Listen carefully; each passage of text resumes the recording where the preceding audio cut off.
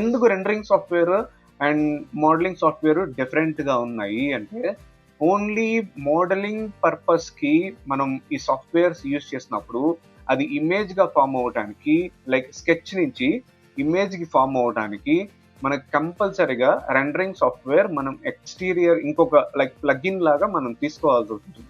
వీటిల్లో ఇన్బిల్ట్ అయి ఉండదు, సపరేట్గా రెండరింగ్ సాఫ్ట్వేర్ మనకు కావాలి. సో ఇవి రెండు కాంబినేషన్, మేబీ మీరు స్కెచ్అప్ తీసుకున్నా సరే రెండరింగ్ సాఫ్ట్వేర్ కరోనా యూజ్ చేయొచ్చు, వీరే యూజ్ చేయొచ్చు, లేదా లూమియన్ యూజ్ చేయొచ్చు, ఇంకోటి ఎన్స్కేప్ అని ఉంటుంది, సో ఆ ఎన్స్కేప్ సాఫ్ట్వేర్ కూడా యూజ్ చేయొచ్చు.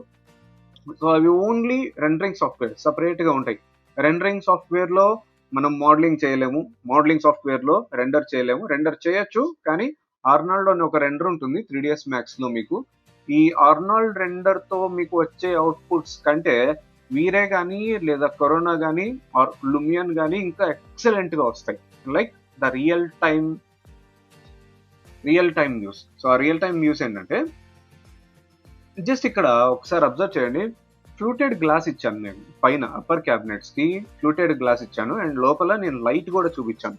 వీటిల్లో